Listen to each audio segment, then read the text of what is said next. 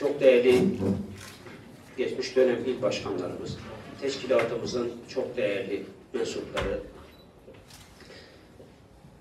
hepinizi saygıyla, hürmetle selamlıyorum. Saygıdeğer basın mensupları, bugün aramızda çok değerli misafirlerimiz var. Ben bunları izninizle size takdim etmek istiyorum. Genel Başkan Yardımcımız Sayın Doktor Ömer İleri Bey. İl Koordinatörümüz Sayın Abbas Aydın Bey. Merkez Karar Yürütme Kurulu üyemiz Sayın Resul Kurt Bey. 23. dönem ve 27. dönem Bitlis Milletvekilimiz Sayın Cemal Taşar Bey. Merkez Karar Yürütme Kurulu üyemiz Sayın Cüneyt Yüksel Bey. Aynı zamanda da Mardin milletvekilliğimizi yapmış. Ben huzurlarınızda kendilerine hoş geldiniz diyorum. Şahsım, teşkilatımız ve Hakkari halkı adına hürmetlerimi, saygılarımı sunuyorum efendim. Tekrar hoş geldiniz efendim.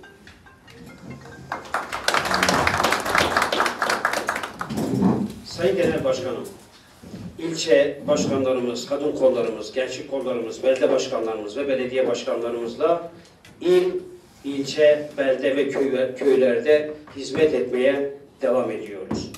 Özellikle bunu buradan samimiyetle söylemek isterim ki belediye başkanlarımız adeta birbirleriyle yarışır durumda.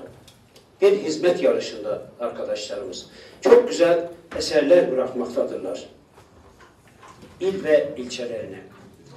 Sayın Genel Başkanım, ilimizde huzurluyuz, mutluyuz. Artık ilimizde terörle değil, işle, aşkla, hizmetle anılmaktayız. Sayın Cumhurbaşkanımızın liderliğinde il, ilçe, belde, köylerimizde ve her yerde vatandaşlarımızla samimi bir şekilde hizmet ediyoruz. Onlarla beraber hizmet etmeye devam ediyoruz. Bizler 20 yıllık iktidarlarımız döneminde Sayın Cumhurbaşkanımızın liderliğinde yaptığı hizmetleri ve eserleri saymakla bitiremeyiz. Çok değerli basın mensupları, İlimizde Cumhuriyet tarihinden bugüne kadar yapılan yatırımların tamamı iktidarımızın döneminde yapıldı. Allah'ın izniyle.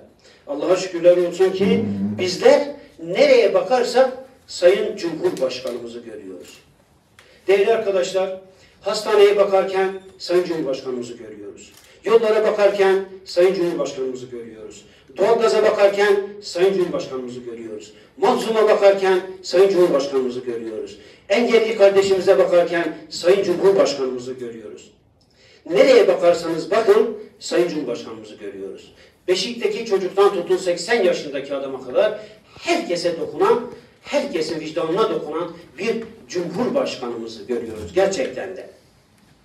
Sayın Genel Başkanım, ilimizde çok ciddi yatırımlar yapıldı. Okullar, hastaneler, kayak merkezleri, doğalgaz, havaalanı, bununla beraber üniversite ve en önemlisi de bize ödenen köy tazminatları, terör tazminatlarını sayacak olursak bunların gerçekten de önemi ve değeri çok büyüktür bizim için. Sayın Başkanım, havaalanı bizim için bir hayaldi. Gerçekten arkadaşlar, doğalgaz bizim için bir hayaldi. Üniversitemizde bugün 4000 gencimiz öğretim görüyor. 5 yıldızlı otel gibi yurt binamız var. Bunların hepsini en kısa sürede yaptık. İktidarlarımız döneminde yaptığımız hizmetleri sayacak olursak bunları asla bitirmek mümkün değil. Yani her yıla sığdırılan bir sürü hizmet ve gerçekten de halka dokunuş var. Dolayısıyla ben sizlerin huzurunda, Sayın Başkanımın huzurunda bu hizmetleri bizden esirgemeyen, hayallerimizi gerçekleştiren Sayın Cumhurbaşkanımıza huzurlarınızda teşekkür ediyorum. Ben sözlerime son vermeden önce iki şahit olduğum konuyu sizlerle paylaşmak istiyorum. Değerli arkadaşlar, daha hiç siyasete girmeden önce kendi köyümde doğum hastası bir annemizi kızakla, ot kızağıyla hastaneye yetiştirmeye çalıştık. Ama bugün aynı hastayı, aynı anneyi ambulans helikopterle alıyoruz. Bu bir çağ atlamadır. Değerli arkadaşlar, ilk milletvekili, değerli vekillerimle milletvekili olduğum dönemde önce Şemdinli'nin Evliya Köyü'nde, Tütünlü dediğimiz ve Evliya Köyü, Kürtçe Evliya Köyü dediğimiz köyde bir çocuğu, engelli bir kardeşimizi bir ağaca bağlı olarak bizzat gördüm. Sorduğumda çocuğun engelli olduğu, aileye yük olduğu ve bir türlü kendisini tutamadıkları için bu yolu denediklerini söylediler. Ama şöyle düşünün arkadaşlar. Şimdi aynı çocuğa Aile Sosyal Politikalar Bakanlığımız tarafından hem maaş bağlandı hem de ona bakan anneye de maaş bağlandı. Artık o çocuk ailenin yükü değil, artık o ailenin refahı durumuna geldi. Bunlar hizmetten ziyade insani çalışmalar, insani hizmetler. Dolayısıyla bunları görmek lazım. Sayın Cumhurbaşkanımızın söylediği çok güzel bir söz var. Mermer serttir ama su damlaya damlaya mermeri deler. Biz bunları halkımızla paylaşmak zorundayız. Yaptığımız hizmetleri. Şimdi Sayın Başkanımın huzurlarında şunu size söylemek istiyorum. Allah aşkına etrafa baktığınız zaman muhalefetin taş üzerine taş bıraktığı bir yer var mı Hakkari'de? Göremezsiniz. Ama bu kadar hizmeti yapan, bu kadar insana dokunan Cumhurbaşkanı ve bu iktidarları da takdir etmek hepimizin bence görevi olmalı. Ben sözlerime son vermeden önce Sayın Genel Başkanımız, Sayın MKYK üyelerimizi, Sayın milletvekillerimizi ve ilk koordinatörümüzü, belediye başkanlarımızı, geçmiş dönem il başkanlarımızı, teşkilatımızı sizleri saygıyla, hürmetle selamlıyorum. Allah yolumuzu açık etsin, hizmetlerden eksik etmesin inşallah. Teşekkür ediyorum. Ben sözü Sayın Genel Başkan Yardımcımız Ömer İleri Bey'e bırakıyorum. Teşekkür ediyorum efendim.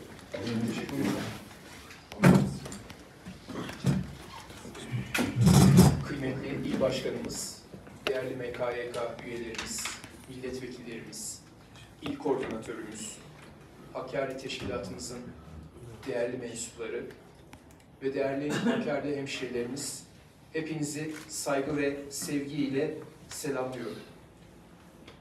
Kül bir kere pat.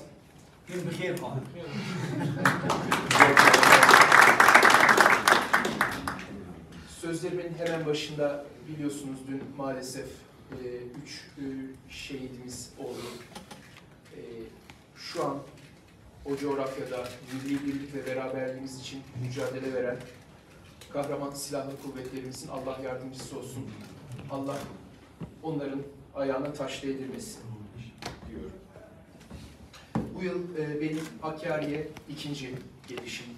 Gerçekten de bugün burada huzurun şehrinde, Hakkari'de bulunmaktan gerçekten çok büyük bir mutluluk duyuyorum. Ve hakikaten şunu ben de ifade etmek istiyorum. Hakkari'de hayat var. Bunu biz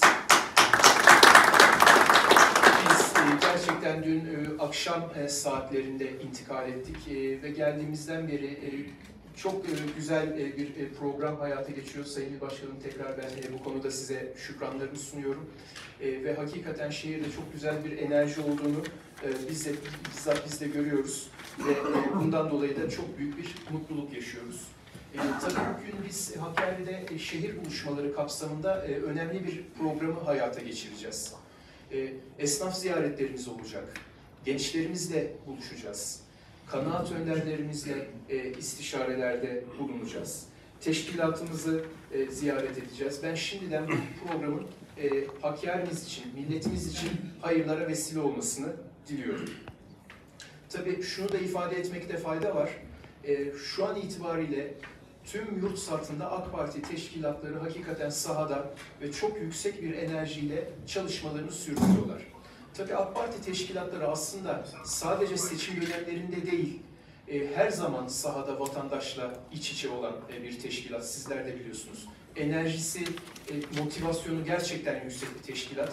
Çok şükür şu içinde bulunduğumuz kritik süreçte de teşkilatlarımız sahada üstlerine düşenleri bütün gayretleriyle yerine getiriyorlar. Allah bütün teşkilat üyelerimizden, Hakkari teşkilat üyelerimizden razı olsun diyorum. Gerçekten önemli bir süreçten geçiyoruz Türkiye olarak 2023 seçimi yolunda. Biz de teşkilatlar olarak çok şükür Cumhurbaşkanımızın liderliğinde üstümüze düşen vazifeyi layıkıyla yerine getiriyoruz.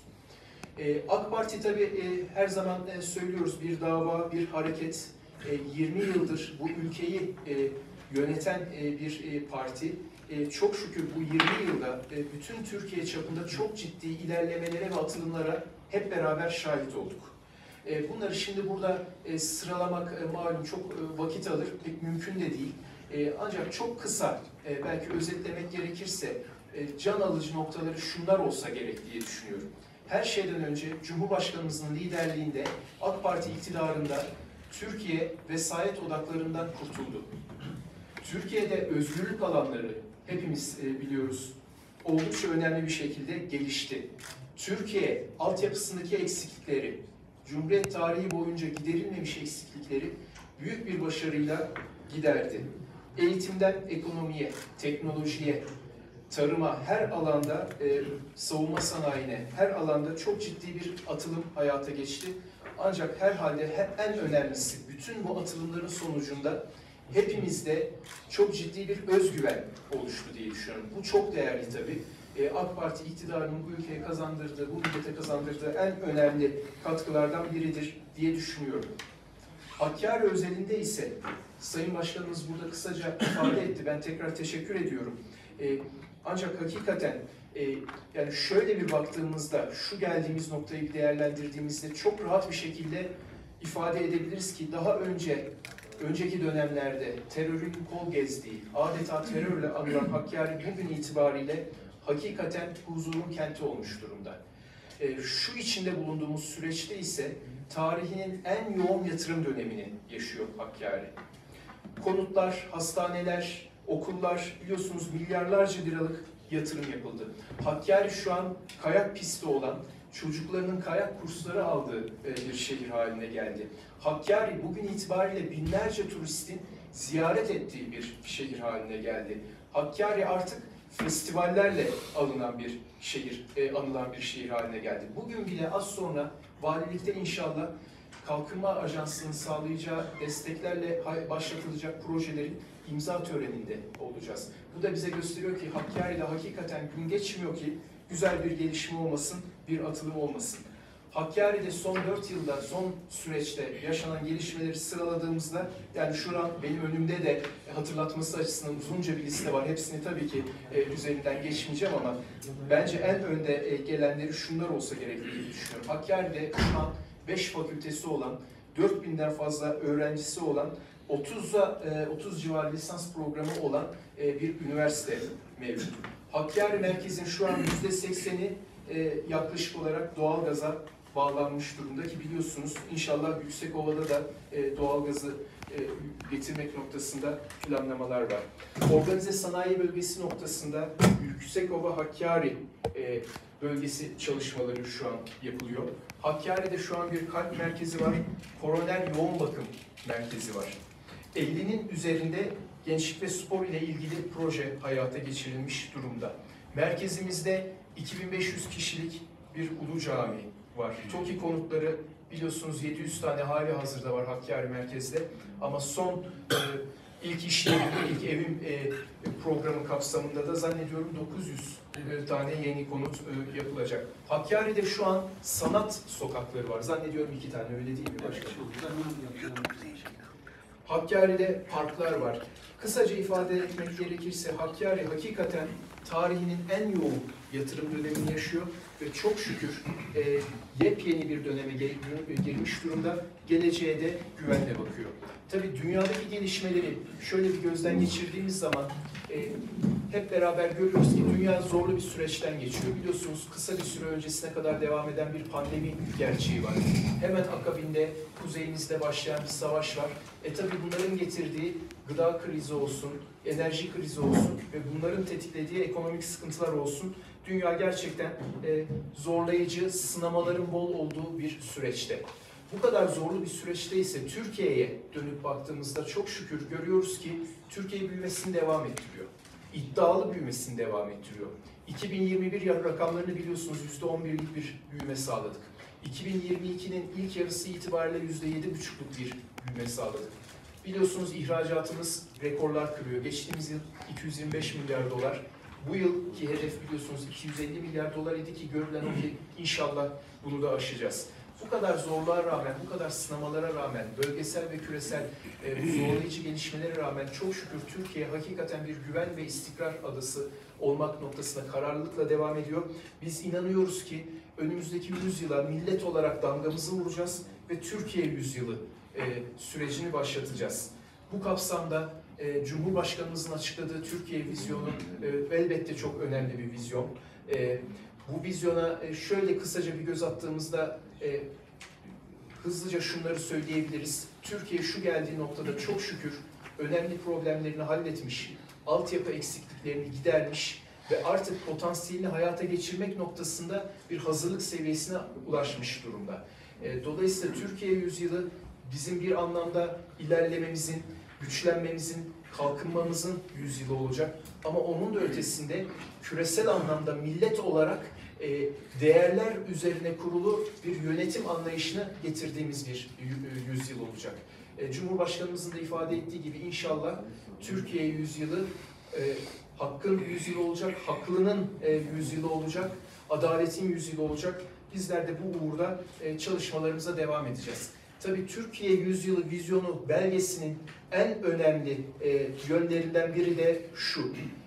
Türkiye Yüzyılı yüzünü doğruya dönmüş tüm vatandaşlarımızın omuzları üzerinde yükselecek. Kuzeyden güneye, doğudan batıya bu vizyon hepimizin vizyonu. Hepimizin yüreklerinde taşıdığı bir vizyon her şeyden önce. Ama inşallah artık Cumhurbaşkanımızın liderliğinde bu vizyon somuta geçecek. Türkiye Yüzyılı vizyonun açıklanmasının hemen akabinde milletçe şahit olduğumuz güzel gelişmeler oldu. Söz gelimi yerli milli otomobilimiz TOG'u banttan indirdik. Yine geçtiğimiz hafta Cumhurbaşkanımız Recep Tayyip Erdoğan'ın liderliğinde Yusufeli Barajı'nın açılışını gerçekleştirdik. İnşallah biz inanıyoruz ki şu içinde bulunduğumuz süreç, 2023 sürecini biz başarıyla geçeceğiz, bu virajı başarıyla döneceğiz ve Türkiye bu kararlı kalkınma sürecini devam ettirecek. Çok daha güçlü, çok daha kuvvetli, küresel etkisi olan, refaha kavuşmuş bir millet olarak kendimizden bahsettireceğiz. Tüm bu süreçlerde Türkiye'nin aldığı mesafeleri göz önüne aldığımızda, Türkiye'deki kazanımları göz önüne aldığımızda, Hakkari'mizin aldığı mesafeleri göz önüne aldığımızda herhalde şunu da söylemek gerekiyor.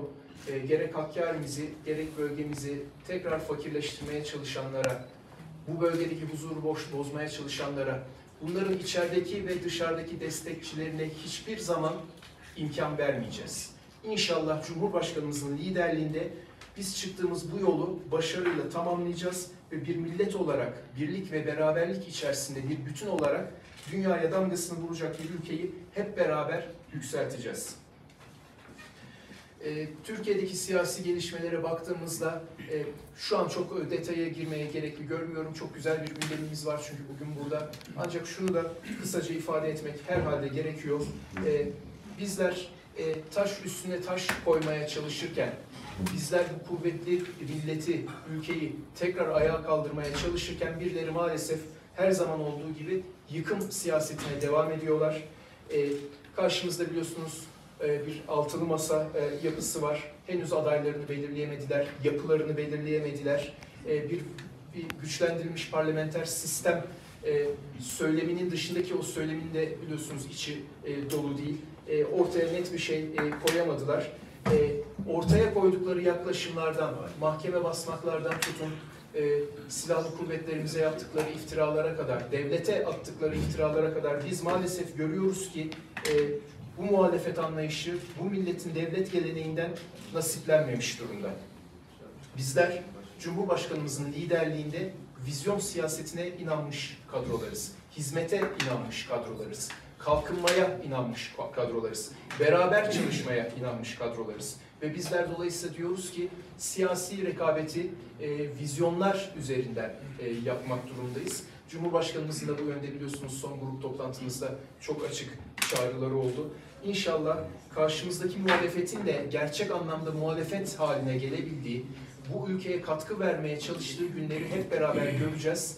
Türkiye yüzyılı da inşallah Türkiye'de siyasi üslubun da bu anlamda normalleştiği bir süreç olacaktır diye düşünüyoruz. Ben bu vesileyle, bu duygu ve düşüncelerle tekrar hepinize saygı sevgiyle selamlıyorum. Bugün hayata geçireceğimiz programın hayırlara vesile olmasını diliyorum. Çok teşekkür ederim.